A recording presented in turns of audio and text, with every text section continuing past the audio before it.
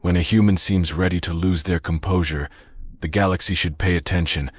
Coral, the seasoned diplomat, couldn't determine whether Commander Andress was joking or entirely serious. This wasn't the first time a human had made such a casual yet ominous remark during negotiations. However, there was a distinct edge in Andress's tone that sent a chill through the room. The Galactic Council chamber was filled with representatives from numerous species, all exchanging wary glances. On this day, they shared a single focus addressing humanity's recent actions. At the center, Commander Andress stood alone, hands clasped behind his back. His posture was calm but undeniably intense. Commander Andress began Perut, an elder from the Lazan order, his voice marked by the clicking inflections of his species. The events involving human colonies in the outer sector have caused significant concern. He paused, his mandibles twitching. Some question the appropriateness of your species' response. Andress raised an eyebrow but remained silent, his expression unreadable as Perut continued. Your actions resulted in the destruction of the ETH station, Perut said, his tone uneasy. Thousands perished, none of them human. Yet we see no sign of remorse or acknowledgement of error. Andress's expression did not change. After a slow, deliberate breath, he responded. Representative Perut, the ETH station launched an unprovoked attack on a civilian human outpost, leaving no survivors. He let the words sink in, observing as the alien delegates shifted uncomfortably. You speak of peace laws and civility, yet such atrocities are excused for every species but ours. A murmur spread through the chamber as Andress's words hit home. Silence followed, thick with tension. A Zarktan delegate raised a clawed hand, his scaly armor catching the light. Are you implying that humanity intends to operate outside established laws of engagement? Andress tilted his head slightly. Not at all. But every species has a boundary, a point of no return. Ours was crossed long ago, and we have been remarkably patient.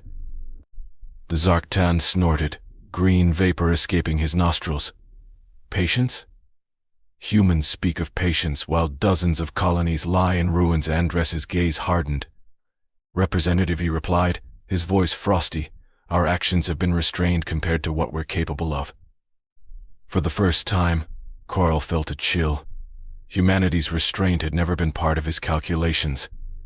To most council members, humans were a relatively young species, eager to prove themselves. Yet, beneath their diplomacy lay a complexity that remained elusive. A Myrthan representative, his cavernous eyes absorbing the chamber's light, spoke. Could humanity not have sought council intervention instead of taking such drastic measures? Andress allowed himself a slight, almost amused smile. We requested protection for years. We asked for defense treaties, anti-piracy patrols, even a simple observer station in our sector. And what was the council's response? He scanned the room. Nothing. No aid, no interest, only rules designed to hold us back. Perut raised his hand again, more cautiously this time. We understand your frustration, Commander, but the destruction of the ET station seems disproportionate. Was there no diplomatic solution? Andress's gaze locked onto Perut. Tell me, Representative, what is the appropriate response when your civilians are massacred without warning? His voice softened, yet a sharp edge remained. Do you have a formula for how many lives must be lost before it becomes fair? The chamber fell into silence, every representative unwilling to answer. Humanity, long seen as an outlier among the council species, had always shown an innate drive to protect their own. Now it was clear that their patience had limits. Stepping forward, Andress surveyed the assembly. We have followed your laws, your mandates, and your endless regulations. Yet when our people were slaughtered, you looked the other way. If you expect us to remain passive while humanity is erased, then you've misunderstood us. Coral, uneasy, realized the gravity of Andress's words. This was no longer about diplomacy but a stark warning. Humanity had reached a breaking point. The Myrthan delegate broke the silence. Commander Andres, are you saying humanity will respond aggressively to every perceived threat? Andres folded his arms, his expression unreadable. No, he replied evenly. I'm saying humanity will do whatever is necessary to protect its people. If that requires aggressive action, so be it. The room grew heavier with silence. The council had always assumed humanity would conform to their expectations, but Andres's defiance made it clear their assumptions were wrong. Perut spoke hesitantly. We ask that humanity exercises restraint in future conflicts. Andres nodded. Restraint will be exercised when warranted, but when threatened, we will act decisively. Call it what you will, it's survival. A bitter chuckle escaped the Zarktan representative. Survival, or a challenge to the council? Andres met his gaze. Neither. It's a warning. One that's long overdue. He turned to the assembly. The galaxy assumed our tolerance was limitless. It isn't. Humanity will no longer endure attacks in silence. There will be no more compromises when our people suffer. A murmur of realization swept through the chamber. Humanity was done waiting for approval, done bending to fit into the council's order. Coral, reflecting on his years observing humans, felt a pang of unease. He had witnessed their resilience, adaptability, and now, their resolve. For the first time, he truly grasped how dangerous that resolve could be. The tension in the council chamber continued to mount. Each species had its own way of processing threats, but the concept of a direct warning unsettled many of the representatives. To them, diplomacy was tied to decorum and restraint. Yet here stood humanity not posturing, not issuing empty threats, but calmly announcing the end of its patience. After Andres's speech, the representatives shifted uncomfortably. A wave of uncertainty passing over Coral as he absorbed the unease in the room. He had observed humanity's rise since their induction into the council, at first intrigued by their curiosity, rapid progress, and peculiar customs. But now, it seemed he'd only scratched the surface of what humans were truly capable of. The council head, a towering, translucent ion-named chair, addressed the room with a resonant voice. Commander Andres, your position is clear. However, such declarations risk destabilizing our collective peace. His elongated arms moved in a gesture of calm. Surely we can reach a compromise that honors humanity's needs without undermining the council's authority. Andres sighed, and for the first time Carl noticed the exhaustion in his expression, the look of someone fighting battles far beyond the reach of this chamber, battles that had exacted a heavy toll on his people. Chair Andres began slowly. We have always sought peace. But peace without security is an empty promise. A Mirian delegate, visibly agitated, clicked his claws together.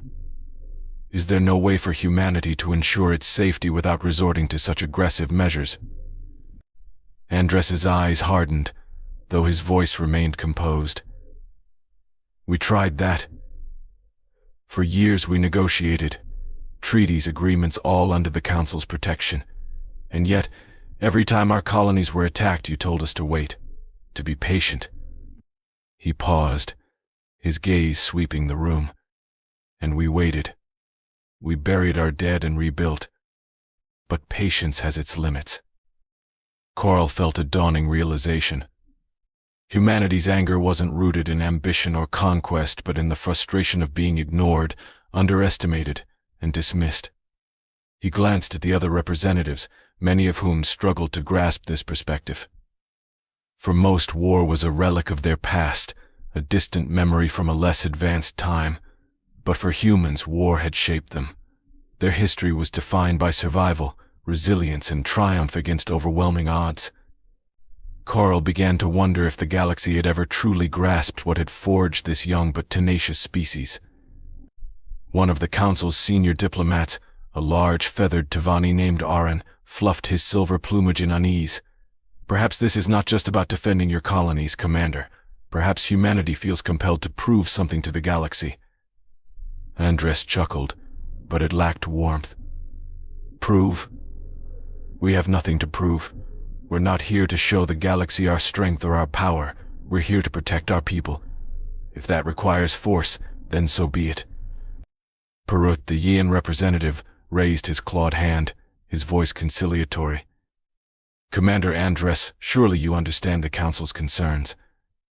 Retaliation only breeds more retaliation, and such cycles could destabilize the entire galaxy. Andress fixed Perut with a sharp gaze. There is no cycle, representative. The cycle exists only because humanity has exercised restraint while others took advantage of it. All we ask is that this restraint be acknowledged and respected, not ignored. Coral's unease deepened as he came to a grim realization. Humanity had not been playing the same game as the other species. For the Council, power and influence were tools wielded carefully, currencies traded for leverage. For humanity, the stakes were far more personal: life, security, survival. A Triaxian representative, her shimmering scales catching the dim light, spoke with practiced diplomacy, her voice measured and calm, as the Council sought to find a way forward. We are all members of this Council, Commander, and as such, trust is essential. If any member acts outside of agreed protocols, the foundation of our unity is at risk, the representative declared. Andress's gaze remained firm, unyielding. Unity demands more than trust, it demands accountability. Humanity has repeatedly sought aid, mutual protection, and recognition of its rights, yet we were met with indifference time and again. He spread his hands slightly, his voice rising. What kind of unity expects one member to sacrifice and endure without support? His words lingered in the air, leaving an uneasy silence. The delegates exchanged glances, their expressions reflecting confusion, guilt, and an emerging fear.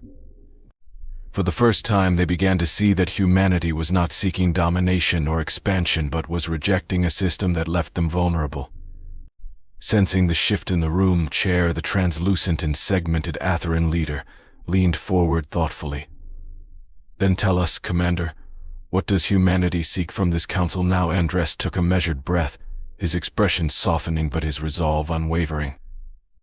We seek what every species here values: safety, security, and the guarantee of our existence. If this Council cannot ensure that, humanity will take the responsibility upon itself. Coral's heart sank. This wasn't an outright declaration of war, but it was close. It was a message that humanity was prepared to stand alone if necessary. To many in the chamber, humans had always seemed like a young, ambitious race eager to prove themselves. Now they saw a different side, one that was hardened, tired, and unwilling to ask for permission any longer. Aran, the Tavani diplomat, tilted his head, his silver feathers bristling. And if the Council does not support this independence, he asked cautiously. Andress remained composed but resolute. Then it will do what it must. Humanity prefers not to stand alone, but we will survive with or without the Council's aid. A murmur spread through the assembly as Andress's words sank in. The alien leaders appeared caught between outrage and unease. It was one thing to see humanity as an ally, a species bound by the same rules as the rest of the galaxy. But this was something else entirely. Chair raised his segmented arms again, trembling slightly. Surely, Commander, we can find a path forward that respects humanity's needs without undermining the Council's stability. Andress's face did not change. I hope so, Chair. Humanity does not seek conflict with anyone here. But if our people are threatened again, we will not hesitate to act. The chamber fell into silence, the finality of Andress's words settling heavily over the Council. Coral observed the quiet realization spreading through the room. Humanity was willing to cooperate, but was done with compromises that left them defenseless. The galaxy had taken their patience for granted, and now they faced a species determined to stand on its own if necessary. For the first time, Coral felt genuine fear, not for what humanity might do if provoked, but for what the galaxy had unwittingly created by underestimating them. The tension was thick, almost suffocating, as if the weight of Andress's words pressed on every representative present. For a moment, no one dared speak. Finally, Andres's quiet, measured voice broke the silence. "Let me make this clear, Council," he began, his tone resolute. "Humanity does not seek dominance or power. We have no desire for a throne among the stars. What we seek is simple the right to exist, to protect our own, without interference. If we are to remain part of this council, our needs can no longer be treated as secondary." Perut, the cautious Asian elder, interjected. "Commander, unity requires compromise. If every species acted unilaterally, there would be no need for a council at all." Andres inclined his head slightly, acknowledging the point. "And yet, Representative, what does unity mean if it is only enforced with words and no action?